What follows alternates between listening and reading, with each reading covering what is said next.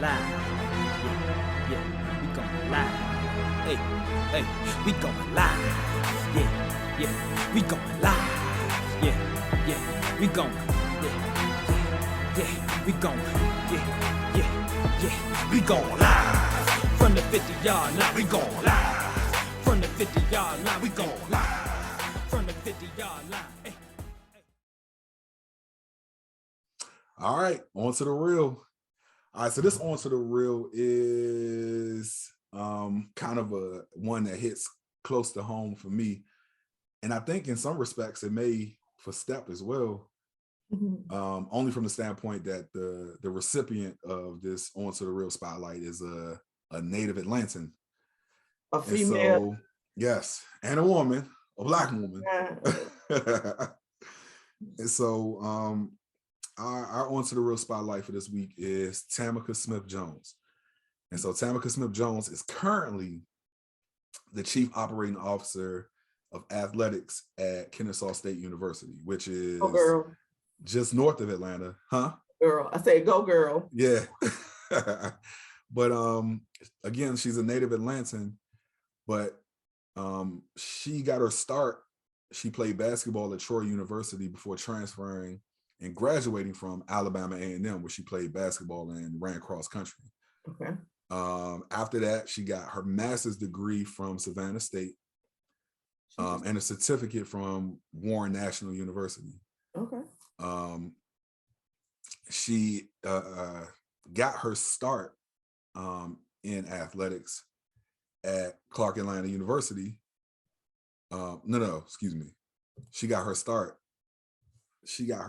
at, dang it, it's in the AUC too.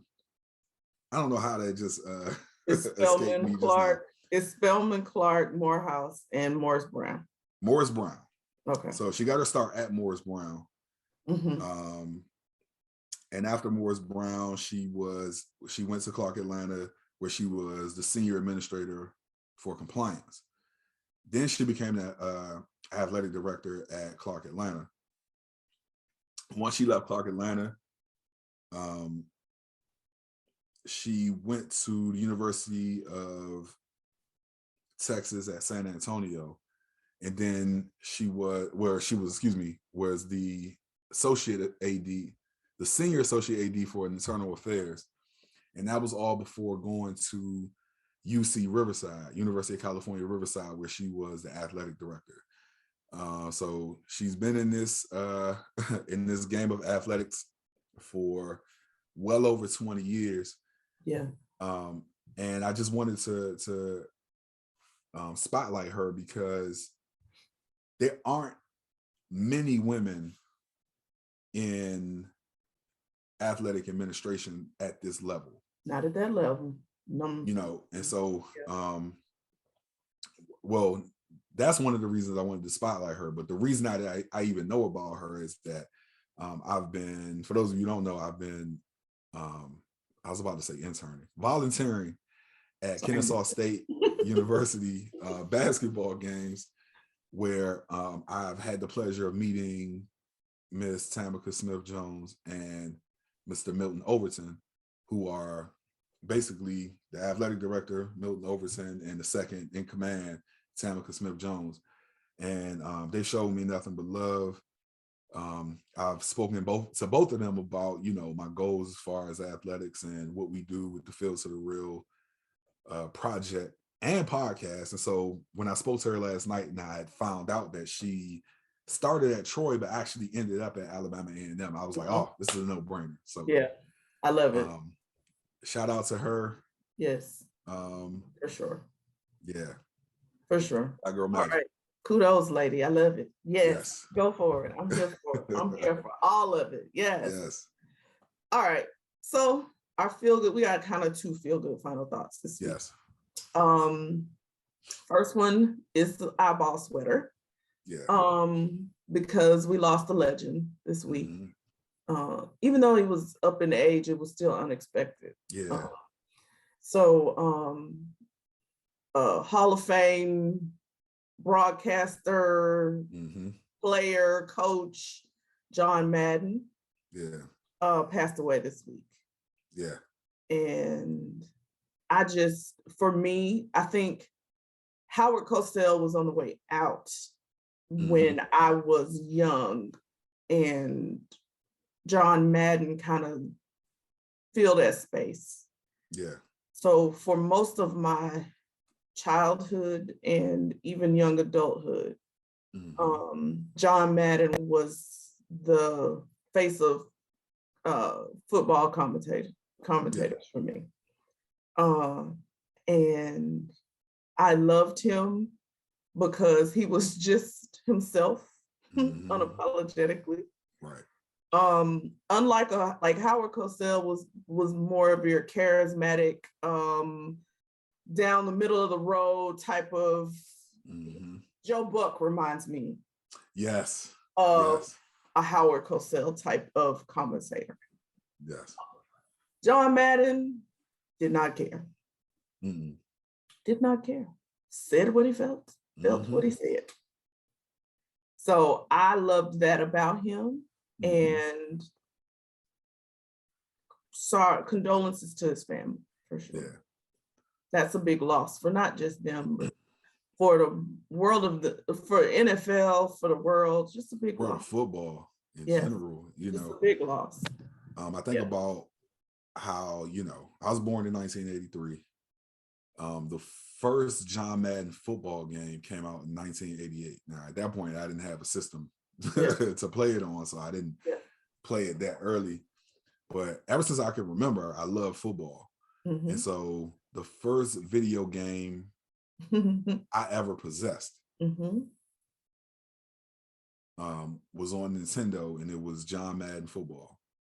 Yeah. And I remember renting it from Blockbuster. My mother rented it from Blockbuster. And I was playing it on the Nintendo. And like it just being able to control the players after watching, like, I think I was like 4 years old when the Super Bowl, when the Washington football team now was in the Super Bowl playing against the Denver Broncos. And I just remember looking at Doug Williams and seeing them hoist the trophy and like just being so in love and so enamored with the sport of football. And so and when I got to actually like play it on a video game and you hear John Madden's voice all over it, it's like you could hear that, play it on that video game, and then go to a TV channel where a game was playing and hear his voice and you hear his analysis. And so over the years, his impact on football is just indelible. Yeah. And I think that one of the things that I love was that he got to smell his flowers before he passed. Absolutely. Because last Saturday, I believe, which was Christmas Day, they did a kind of a documentary about John Madden's life and his impact on football. And, he passed on Tuesday, but he got to see that. Exactly. Or at least I hope that he got to see it. I'm sure he did. It came out before, his passing. So his flowers were given regardless. Yeah. Right. Definitely. Yeah, no, that's good. It's funny you even mentioned them because I don't play video games. I didn't like these kids don't even think about it. Like they just get them. I need the new Madden game. They don't even like the story behind it is this man. Right. It ain't just a name. It's a man. Like, so I think that's dope. All right. So our second feel good final thought this week is about Miss Becky Hammond. Yes. Which this is so dope. So clearly we go from eyeball sweat to smiles. Yeah. All the teeth showing with this one. So Miss Becky Hammond is in the process of securing a deal to become the highest paid WNBA head coach. Yes. Dope. Let's go. Yeah. Oh, and for the record, while the paper hasn't been signed, the ink hasn't dried or anything like that, she will become the highest WNBA head coach. They're just combing over the details of the agreement, but she will be the highest WNBA head coach, highest paid WNBA head coach. Dope. Love it. Yeah. She deserves it. Nah, she definitely deserves it. I think it's dope that she's getting this opportunity, and she'll be a rock star in that league. Yeah. hopefully that will bring more eyes on the league, which will generate more revenue. Yes. Which is why I'm sure she's worth more than what they're giving her, but she's right. She's certainly worth every penny.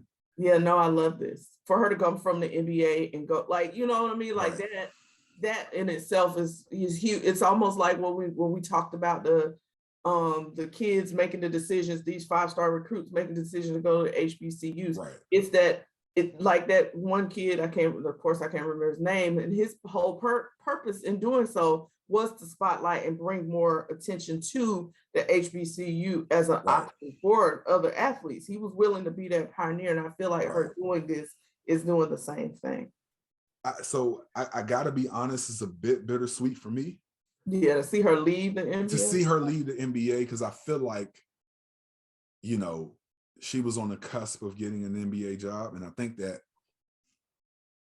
you know, I think that would have, at least for the culture, that would have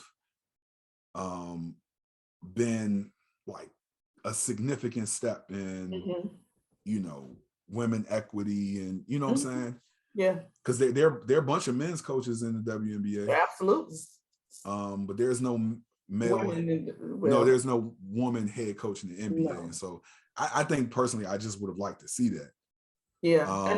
And she probably had some insight. I feel like she had some insight to know that was going to be a harder road. Yeah.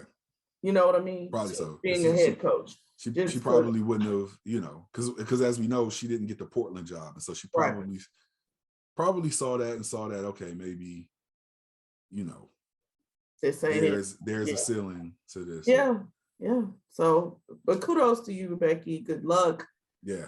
And go handle your business. I'm not worried at all about. In fact, I feel like she's probably gonna dominate. Oh, I'm sure. And that's why, and we're gonna see more of that happening. Maybe that's what they start to do, is create some pipeline that starts in the NBA and brings them into WNBA, like something. I'm looking on what I'm excited about what this brings to the game. Right. Yeah.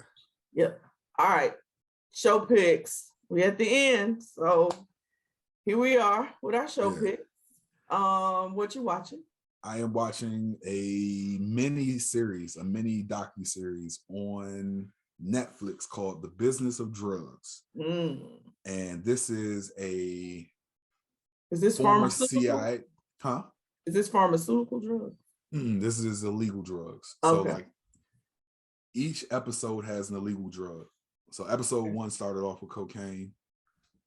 And then it kind of moved into crystal meth, and you know, but it just talks about it talks about the economics of it and why we are not winning the war on drugs, even though we're spending a ridiculous amount of money on it. And so it was good, especially like, you know, it's coming from a CIA operative. She's the one doing the investigative reporting on it. Okay. So, you know what he's talking about. So yeah. Okay. Y'all know, if you don't know, Jarrett's like this history documentary. Yeah. Like, yeah. So this stuff is fascinating for him. Like, it's fascinating. I love it. All right. So I stumbled upon this on YouTube. It is apparently produced by Netflix, but it is a YouTube show called Love That for Us. Okay. And I only have watched one episode, but when I tell you, and it's only like 15, 20 minutes, but it was so touching. Yeah.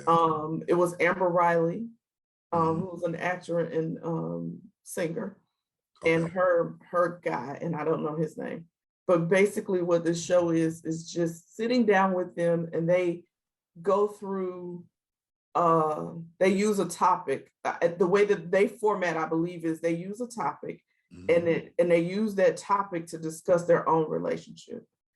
And so in this particular episode, she and her man were using Love Jones. Okay. To talk about how they felt about parts of the movie, but then also to talk about their own relationship. So it's just really good. That's interesting. Yeah. Right. It was really cool. And I see there are several episodes on YouTube. So I'm diving all in later today, probably. Yeah. Well, maybe not today because football, but before the weekend is over. I will dive in and see exactly what's happening. But I just thought it was so cool, and just their story. I love watching people in love. Yeah. And so just watching the two of them talk about, he's somebody who's not famous, you know what I mean? And so she saw him and slid in his DM. Oh, wow. Yeah. Okay. So, yeah, I said, maybe that's what I'm doing wrong. That's how Jarrett got with Ocho too. I'm like, what? Oh, yeah, yeah. Like, am I missing something? I'm not sliding in people's DMs. That's not happening. It goes down in the DMs. I ain't sliding nobody. Sorry. So yeah. But yeah, I thought it was really beautiful. So that's really cool. Check that out. No, it's really cool. And it's like I said, it was several couples on that they had on there. So it's really cool. So yeah. All right. Yeah. We're at the end of another one. This was 142. 142. We're at the end of 142. So if you all want to we encourage you, how about that, to interact with us. Yes. And so this is my first time doing this, so bear with me. The ways that you can interact with us: email, fieldgoodfinalthought@gmail.com. You can reach us on Twitter at field2thereal_P1, at IG, on our IG at Field2thereal Podcast, Field2thereal Podcast. Facebook is what you see behind us, Field2thereal Podcast. And our YouTube page is Field2thereal Podcast. Yes. Make sure you get on, subscribe, like, especially our YouTube page. And always know that we put out these episodes, you get them audio on all platforms on Friday. And then Jarrett so graciously chops these up for you so that you don't have to sit for an hour and a half listening to us, but you can get each segment as we talk about it throughout the week from Monday to Thursday at 8 p.m. They are dropped on YouTube. So don't hesitate to reach out to us if you want to be on the show. If you have feedback, please respond to our Who's Really Right, Who Do You Think? And we will see you all next week. Oh, shout out to Brian Abson Sr., who he put on for our Who's Really Right last week. He put on YouTube, not YouTube, on IG, and he was like, why can't both of them be right? I saw that. Yes. Why can't it be both? And so it is, right? Yeah. If you think it is, it is. It is, right? So it is. So yeah, thank you for actually interacting with us. So for anybody, please, like I said, I gave them out. We look forward to talking to you and interacting with you. And Happy New Year. Yes. As we go into 2022, we pray that your new year will be the best year of your life. Yes. All right. Peace. We out. Yes, we out. Peace. Now put the cameras on me, put the cameras on me, put the cameras on me, put the cameras on me, put the cameras on me, put the cameras on me, put the cameras on me.